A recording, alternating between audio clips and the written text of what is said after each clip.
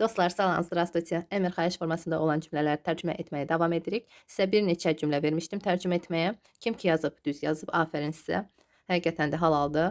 Çalışırsınız, öyrənirsiniz, düzgün tərcümə edə bilirsiniz. Kim ki yazmayıb, ola bilsin çəkinib və yaxud unudub, tərcümə edə bilməyib. Sizin üçün istəyirəm özüm oxuyub tərcümə edim. Yenidən dinləyəsiniz, yenidən təkrar edib öyrənəsiniz. Məni narahat etməyin. Mən tərcümə edəcəm, yazacağım sizə. Kim ki yeni qoşulub, sizə tövsiyə edirəm, videonu fasiləyə qoyub, özünüz tərcümə edəsiniz, sonra isə tərcüməyə baxasınız. Deməli, məni narahat etməyin olacaq. Не беспокойте меня. Etməyin, cəmdədir. Və ümumiyyətlə, əgər siz deyə müraciət edirsinizsə bir-birinizə, o zaman cəmdə olacaq, bilirsiniz. Məni narahat etməyin olacaq. Не беспокойте меня. Не беспокойте меня. Burada fikir verin. Vurğuları mən qoyuram. Və siz tələffüz edərkən çalışın düzgün tələffüz edəsiniz və o cür də öyrənəsiniz. Yazıldığı kimi yox, məhz düzgün tələffüz formasını ilk dəfədən öyrənəsiniz. Onu narahat etməyin. O məşğuldur. Bunu da düz tərcümə etdiniz. Afərin sizə. Deməli, onu narahat etməyin. Не беспокойте его. Əgər şəxs kişi cinsindədirsə, o, əgər qadın cinsindəsə olacaq, не беспокойте ее. O məşğuldur. On zanit, kişi cinsində o məşğuldur. Şəxs əgər qadındırsa, qadın məşğuldur. O zaman olacaq ana zanita. Əlbəttə ki, on ana əvəzinə də siz ad deyə bilərsiniz. Mən kişi cinsində götürdüm. Deməli, его. Не беспокойте его, он занят. Narahat olma. Məndə hər şey yaxşıdır. Narahat olma. Не беспокойся. İnsan özü narahat olur. Buna görə də sə olur. Özü deyəndə başqa şəxs, amma elə ki, həmən şəxs özündə narahatlıq keçirir. Buna görə də sə olacaq mütləq. Не беспокойся. У меня все хорошо. Məndə, у меня. Məndə hər şey, все, yaxşıdır, хорошо. Narahat olma, məndə hər şey yaxşıdır. Не беспокойся, у меня все хорошо.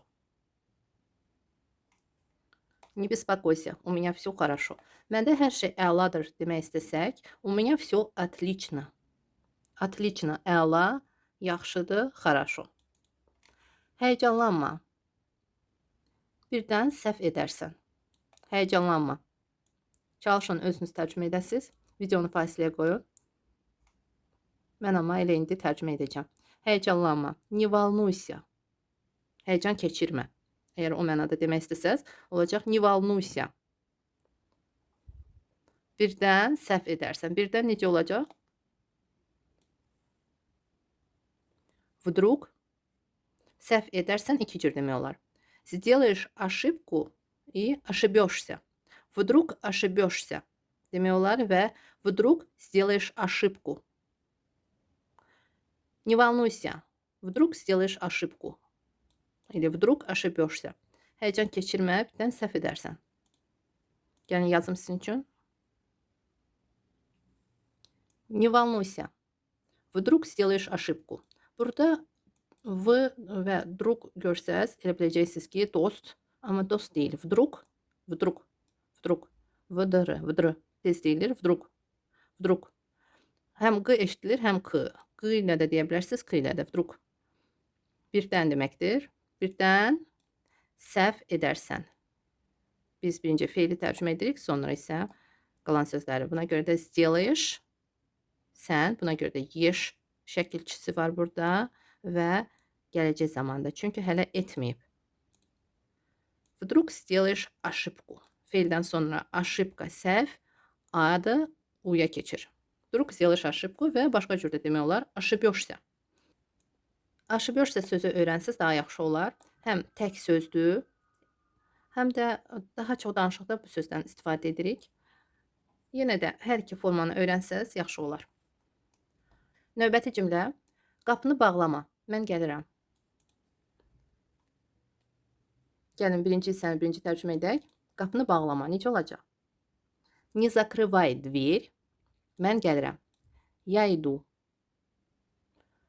Arxadan da tərcümə edə bilərik. Не закрывай дверь, я иду. Или я иду, не закрывай дверь. Burada iki qısa cümlədir. Baxın. Görürsüz? Qapını bağlama və mən gəlirəm. Buna görə də hər iki cür tərcümə edə bilərsiniz. Soyuqdur, pəncərəni bağla. Soyuqdur necə olacaq? Siz bilirsiniz, çalışın özünüz tərcümə edəsiniz. Əgər çətinlik çəkirsinizsə, tövsiyə edirəm dərsin özünü yaxşı öyrənəsiniz, sonra yoxlama işinə keçəsiniz. Nəyə görə? Çünki bu çox vacibdir. Əgər siz indi çətinlik çəkirsinizsə, növbəti dərslər, yeni dərslər sizin üçün daha çətin olacaq. Həmən dərslərdə mən ola bilsin bu sözlərdən yenə istifadə edim və o zaman artıq həm yeni material, həm bu sözlər sizin öyrənmənizi çətinləşdirəcək. Bu çətinliyə düşməməniz üçün tövsiyə edirəm ki, öncəki dərsləri yaxşıca baxasınız, öyrənəsiniz, sərbəst tərcümə etməyi bacarasınız və sonra yeni dərsə keçid alasınız.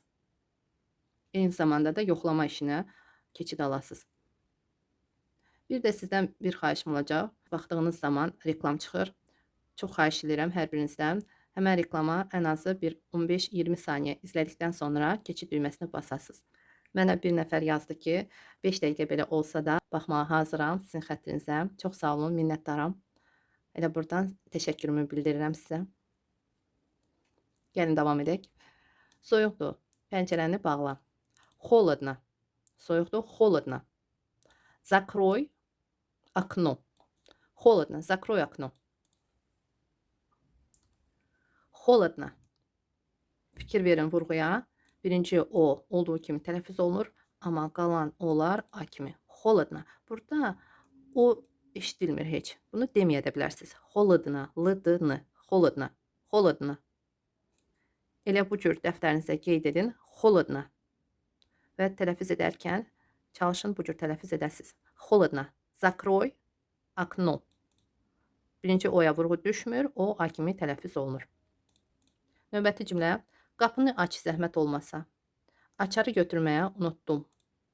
Yəni birinci zəhmət olmasa sözünü tərcümə edək. Пожалуйста. Открой дверь. Elə sonda da desək, səhv olmaz. Siz bilirsiniz ki, zəhmət olmasa sözü rus dilində həm əvvəldə demək olar, həm sonda. Elə ana dilimizdə olduğu kimi. Пожалуйста. Открой дверь. Или открой дверь, пожалуйста. Unuttum.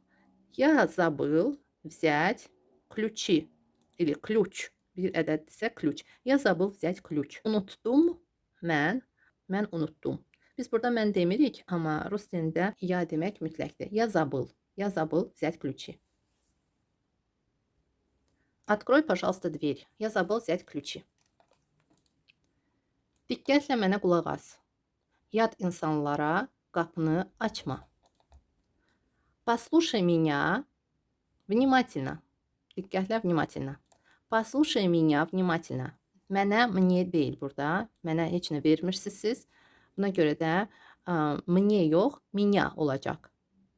Əgər siz heç nə vermirsinizsə, mənə sözü мне yox, меня olacaq. Yadınızda saxlayın. Меня. Послушай меня. Послушай меня. Внимательно. Diqqətlə.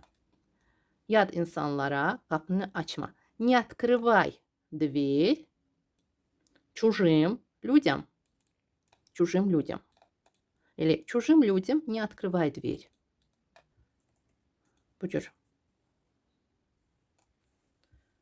Послушай меня внимательно. Внимательно sözü əvvəldə də desək, səhv olmaz. Внимательно послушай меня. Не открывай дверь чужим людям. Necə göndərim? Və cavab veririk. Sənədləri poçtla mənə göndər. Necə göndərim? Necə olacaq? Как отправить? Как отправить? Necə? Как göndərim? Отправить. Как отправить? Sənədləri, документы. Отправь мне почтla по почте. Biz mail nəzərdə tutsaq da, rus dilində məhz poçtla deyəcəyik. Biz mail-la deyə bilərik ana dilimizdə, amma rus dilində hər zaman olacaq po почте. Po mailu deyilmir, po почте deyilir. Ancaq və ancaq. Bunu mən sizə demişəm. İnanıram ki, yadınızda qalıb. Deməli, документы или отправь мне документы по почте. Belə demək olar. Отправь мне feildən başlayacaq tərcümə etməyə. Отправь мне nəyi? Sənədləri, dokumenты nə ilə? Poçtla. Po почте. Burada пошли də demək olar. Пошли gedək yox, məhz göndər kimi. İki cür tərcümə edə bilərik. Отправь və пошли. Отправь düz formasıdır, пошли danışıq formasıdır. Пошли мне или отправь мне. Hər iki cür eşidə bilərsiniz. Mən sizə yalnız və yalnız bir formanı yazacağım. Отправь мне, amma пошли мне də demək olar. Пошли. Yadınızda saxlayın. Пошли həm gedək, amma göndər mənə olacaq пошли мне. Пошли мне. Düzgün formanı öyrənsiniz daha yaxşı olar. Отправь. Как отправить? Отправь мне документы по почте. Mailla yenə də olacaq по почте. Bu po mütləq olmalıdır. По почте. Mailla və yaxud почтla. Burada как отправить və как послать. Как послать? Как послать? Послать feilindən də siz qurub deyə bilərsiniz. Как послать? Или как отправить? Отправь мне, пошли мне. Pulu bankla göndərmə. Yüksək faiz götürür. Göndərmə. Не отправляй деньги bankla через банк. Через bank. Bankla po banku deməyəcəyik. Через bank. Bank vasitəsilə. Belə deyək də. Bank vasitəsilə через bank. Yüksək faiz götürür. Берет большой процент. Götürür. Берет большой процент. Çıxılır da demək olar. Вычитывает большой процент. Вычитывает большой процент. Или берет большой процент. Danışıqda берет deyilir. Amma daha düzgün olacaq. Вычитывает большой процент. Yüksək faiz çıxır. Вычитывает bank. Nəzərdə tutulur. Bank çıxır. Çıxılır desək, вычитывается большой процент. Yüksək faiz çıxılır. Götürülür, həm də çıxılır. Yəni sizə çıxılır yazım. Yüksək faiz çıxılır. Deməli, pulu bankla göndərmə. Yüksək faiz çıxılır. Çıxılır. Вычитывается. Не отправляй. Əgər cəmdə не отправляйте. Amma biz burada təkdə götürdük. Не отправляй деньги через банк. Вычитывается. Вычитывает əgər biz bank desək. Amma çıxılır. Вычитывается большой процент. Burada высокий процент demək olar. Həm большой, həm высокий desəz, yenə də belə deyək də sizi başa düşəcəklər, səhv olmaz. Вычитывается высокий процент. Высокий процент. Burada yüksək, siz deyəcəksiniz ki, высокий deməkdir, böyük yox. Rus dilində hər iki cür danışıqda istifadə olunur. Высокий процент или большой процент. Вычитывается высокий процент. Burada şəxsizdir deyə. Görürsünüz, çıxılır. Çıxılır. Buna görə də biz вычитывается ilə qurduq. Amma bank вычитывает, elə ki, bank çıxır. Həmən faizi bu zaman olacaq siyasız. Вычитывает. Əgər biz bu faizi kim tərəfindən çıxıldığını deyiriksə, sə demirik, siyasız olur. Əgər demiriksə, kim tərəfindən sadəcə çıxılır, bu zaman sə ilə olacaq. Вычитывается. Və yetsə ца kimi tələffüz olunur. Вычитывается. Вычитывается высокий процент. Процент. Aynen, процент. Вычитывается высокий процент. Yerdən götür və yaxud yerdən qaldır. Necə olacaq dostlar? Özünüz tərcümə edin. Возьми, götür, подними, qaldır. Подними с пола, с ilə. Подними с пола. Или возьми с поla. Gəlin, подними deyək. Подними с поla. Yerdən qaldır. Подними с поla. Götür, возьми с поla. Ağır heç nə qaldırma. Qaldırma. Не поднимай ничего тяжелого. Başqa cür də deyə bilərik. Не поднимай тяжести. Belə daha çox deyilir. Не поднимай тяжести. Biz ana dilimizdə deyirik ağır heç nə. Amma rus dilində olacaq тяжести. Тяжести sözün olduğu kimi tərcüməsi yoxdur. Тяжести. Ağırlığı. Ağırlığı qaldırma deyə bilmərik ağırlığa. Ona görə də ağır heç nə deyirik, amma rus dilində olacaq тяжести. Не поднимай тяжести. Не поднимай тяжести.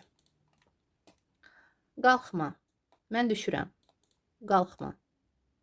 Не поднимайся. Я спускаюсь. Не поднимайся. Я спускаюсь. Növbəti iki cümləni sizə tərcümə etməmiş vermək istəyirəm. Özünüz tərcümə edəsiniz. Mən çox bəyəndim. Siz çalışırsınız, tərcümə edirsiniz, çəkinmirsiniz yazmağa. Dostlar, kim ki çəkinir, xahiş edirəm, çəkinməyin. Sizi heç kəs söyməyəcək, döyməyəcək. Səhv yazacaqsınız, mən sizə düz formasını yazacağım. Düz yazsaz, sizi tərifləyəcəm. Buna görə də burada belə deyək də, dəhşətli heç nə yoxdur. Əksinə, sevinərək, rahatlıqla rus dili öyrənirik. İki cümləni çalışın tərcümə edəsiniz və əlbəttə ki, şərh bölümündə yazın. Çəkinməyin. Mənə xoşdur. Siz yazanda mənə çox xoş olur. Gəlin oxuyum sizin üçün bu cümlələri. Aşağı düş və yaxud aşağı en. Necə olacaq? Yazın. Əlini aşağı sal. İkinci cümlə. Necə olacaq? Yazın şərh bölümündə. Oxuyacağım. Çəkinməyin dostlar. Səhv etsəz də yenə də çəkinməyin. Yazın. Səhv edərək öyrənirsiniz əlbəttə ki.